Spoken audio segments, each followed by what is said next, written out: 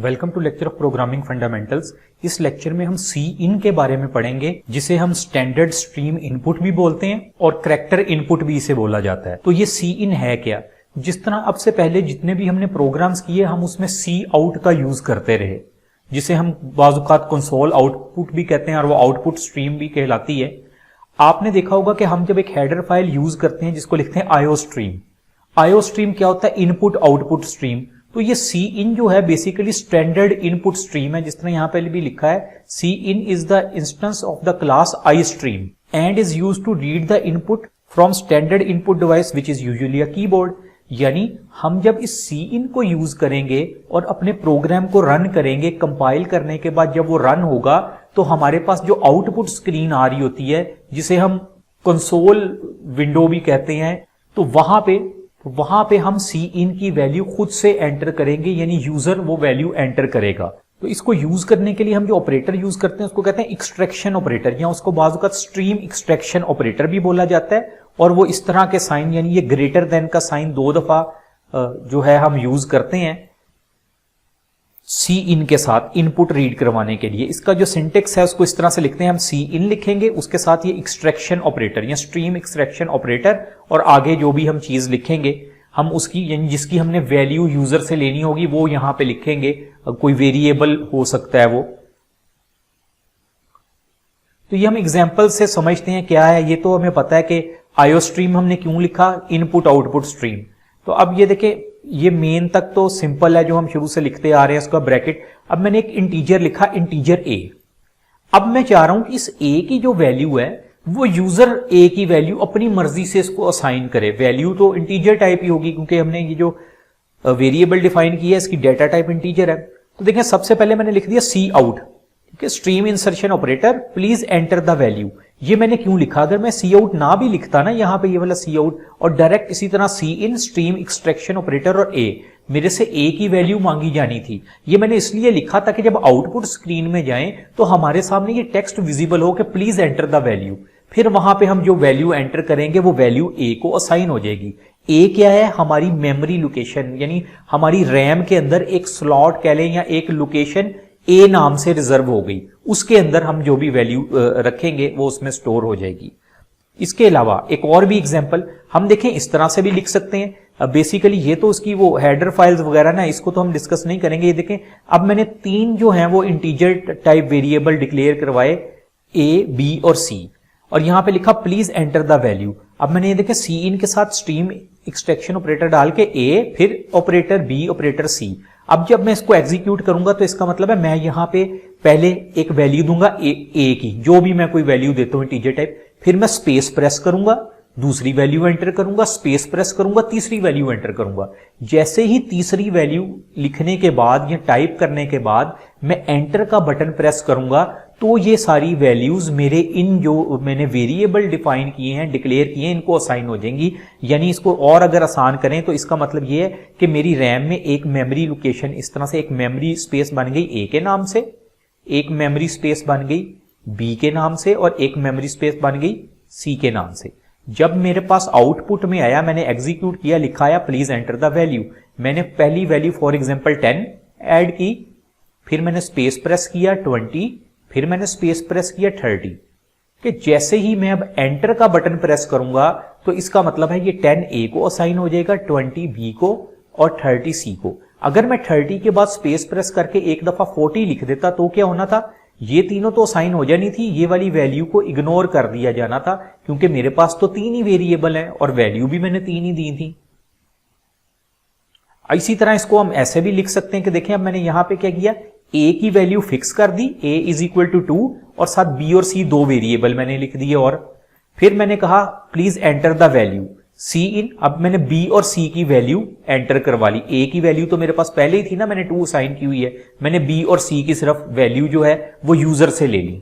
एक और एग्जाम्पल, अब यहां पे देखें ए की वैल्यू 2 है और बी और सी है हमारे पास, प्लीज एंटर द वैल्यू। अब सी इन में मैंने क्या किया, बी और सी की वैल्यू ली, और सी आउट में मैंने क्या कहा, ए बी सी को प्लस करवा दे, यानी ए बी सी को प्लस करके मेरे पास रिजल्ट आ जाएगा। इसका मतलब ए की वैल्यू 2 ही रहेगी, बी और सी की वो वैल्यू जो मैंने सी इन की है वो ऐड करूंगा, जो भी यूजर वो वैल्यू ऐड करेगा, 10, 15, 20 जो भी कोई वैल्यू होगी। हम इस तरह से भी लिख सकते हैं।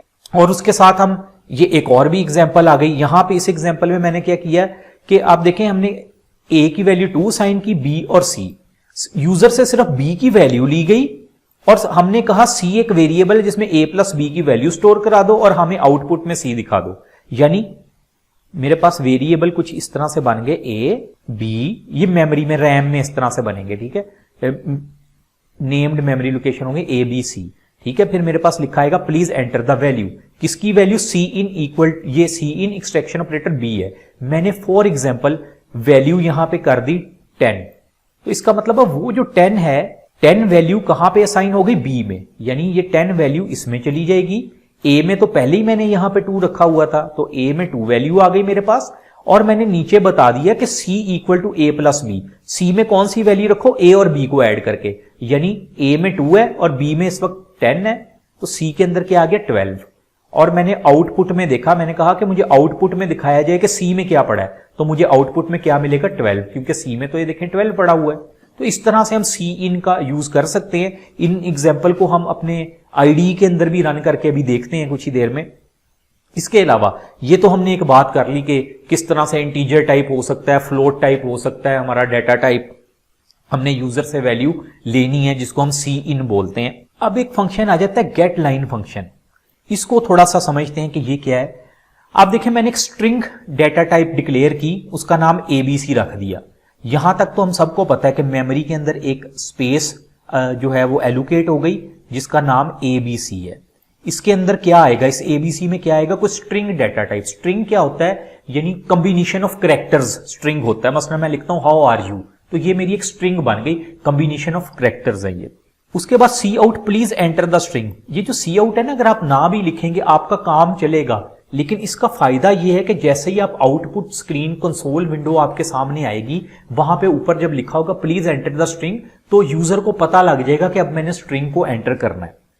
सी इन यानी प्लीज एंटर द स्ट्रिंग लिखा आएगा, उसके बाद सी इन एबीसी, यानी अब एबीसी की जो भी कोई वैल्यू असाइन करनी है, जाहिर बात है वो स्ट्रिंग डेटा टाइप है तो हमको स्ट्रिंग टाइप करेंगे। और उसके बाद यहां पे लिखा सी आउट एबीसी, कि हमें दिखाया जाए एबीसी में क्या पड़ा है।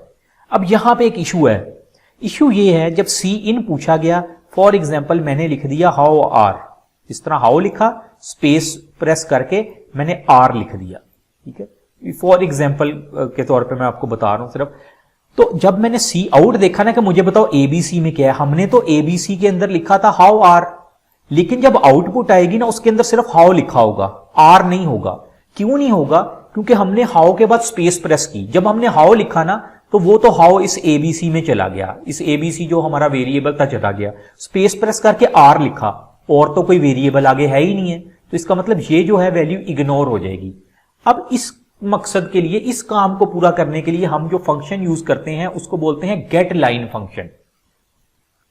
गेट लाइन फंक्शन को किस तरह से लिखते हैं, सब कुछ वैसे ही है, यहां तक सी आउट तक तो उसी तरह है। उसके बाद हमने ये जो इधर सी इन लिखा था ना, हम सी इन नहीं लिखेंगे, हम लिखेंगे गेट लाइन ब्रैकेट में सी इन कॉमा एबीसी।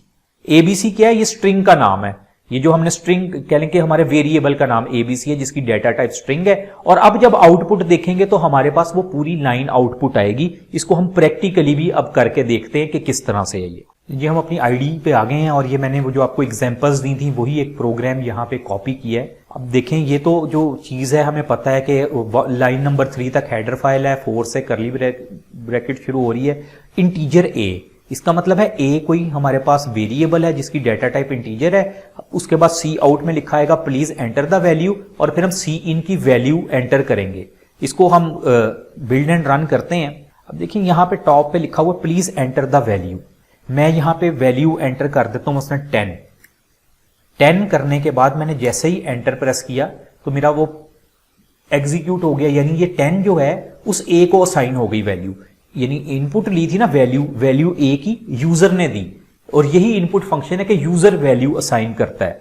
इसी तरह से अगर हम इसको थोड़ा सा मैंने और भी एग्जांपल ली थी, इसी को थोड़ा सा मॉडिफाई करके देख लेते हैं। मैं 2 इंटीजर मसलन यहाँ पे a कॉमा b लिख दिया, हमारे पास 2 इंटीजर टाइप वेरिएबल आ गए, ठीक है। अब अगर मैंने उन दोनों की वैल्यू लेनी है, मैं क्या करूंगा, फिर स्ट्रीम एक्सट्रैक्शन ऑपरेटर और फिर यहां पे मैं b लिख दूंगा। अब देखिएगा यहां पे मेरे पास फिर आ रहा है प्लीज एंटर द वैल्यू।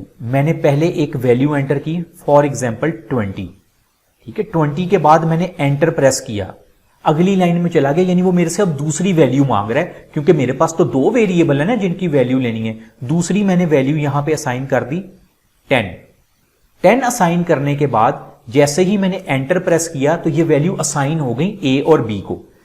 एक और चीज जो इसमें है, अगर मैं इस तरह से करता हूं, मैं पहली वैल्यू जो है यहां पे पहली वैल्यू मैंने 10, फिर मैंने स्पेस प्रेस किया 20, स्पेस प्रेस किया 30, स्पेस प्रेस किया 40। अब मैंने 4 वैल्यू लिख दी, मैंने लिख के एंटर करवाया, वैल्यू भी अब असाइन हो गई, यानी एंटर हो गया। तो ये 30 और 40 भी क्या अब सेव हुआ होगा? तो ये देखिए हमारे पास 2 वेरिएबल थे, 10 जो था वो कहां पे गया, ए में, और 20 बी में चला गया। 30 और 40 के लिए हमारे पास कोई मेमोरी लोकेशन यानी कोई वेरिएबल हमने डिफाइन नहीं किया था, इसका मतलब ये इग्नोर हो गए हैं। हम इसको प्रैक्टिकली भी किस तरह से चेक कर सकते हैं, देखें अगर मैं यहां पे लिख देता हूं कि cout A, for example cout हमें बताया कि ए के अंदर क्या वैल्यू पड़ी है, और इसी तरह से मैं यहां पे लिख देता हूं बी भी, कि हमें ए और बी की वैल्यू बताई जाए कि क्या वैल्यू है ए में और बी में। यहां पे मैं एक एंड एल कर लेता हूं ताकि हमें उसको पढ़ने में थोड़ी सी आसानी हो जाए आउटपुट को। ये मैंने एंड एल कर लिया और बी कि अब आप देखिएगा मैं इसको एग्जीक्यूट करवाता हूं और यहां पे मैं वही लिखता हूं 10, 20, 30, 40। मैंने 4 वैल्यूज दी और मैं 4 वैल्यू देने के बाद एंटर मैंने प्रेस किया। अब एंटर प्रेस किया तो उसने नीचे 10 और 20 बता दिया। 10 और 20 क्या, ये जो हमारे पास लिखा है कि सी आउट ए में क्या पड़ा 10, बी में 20, 30 और 40 तो इग्नोर हो गया हमारे पास, क्योंकि 30 और 40 के लिए कोई वेरिएबल ही नहीं था। तो ये बेसिकली हम सी इन को इस तरह से यूज करते हैं। दूसरा गेट लाइन। अब गेट लाइन के लिए देखें, पहले तो मैं आपको बताता हूं, हम वेरीफाई करते हैं कि क्या वाकई अगर गेट लाइन यूज ना करें तो वो स्ट्रिंग शो करता है या नहीं करता।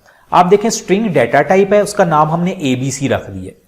फिर मैंने कहा सी आउट में हमने कहा प्लीज एंटर द स्ट्रिंग, और सी इन लिख दिया एबीसी, यानी अब इनपुट वैल्यू देनी है एबीसी के लिए। हमने कोई एबीसी वेरिएबल में स्टोर करवाने के लिए कोई स्ट्रिंग लिखनी है, और सी आउट में कहा कि यू एंटर्ड आगे एबीसी के जो भी हमने स्ट्रिंग लिखी है वो हमें शो हो। अब मैं इसको करवाता हूं रन। यहां पे देखिए मेरे पास लिखा आ रहा है प्लीज एंटर द स्ट्रिंग। मैं स्ट्रिंग में लिख देता हूं हेलो हाउ आर यू। ये मैंने एक स्ट्रिंग लिखी, ठीक है। अब मैं इसको एंटर करता हूं तो आप देखें यू एंटर्ड हेलो, मेरे पास सिर्फ लिखा आ रहा है यू एंटर्ड हेलो, कि आपने सिर्फ हेलो एंटर किया है। इसका मतलब है ये जो हेलो है ये तो एबीसी के अंदर स्टोर हो गया, हाउ आर यू तो मेरे पास स्टोर ही नहीं हुआ। तो इसके लिए हमने कहा था कि हम गेट लाइन को यूज करते हैं। मैं यहां पे इसको खत्म करता हूं।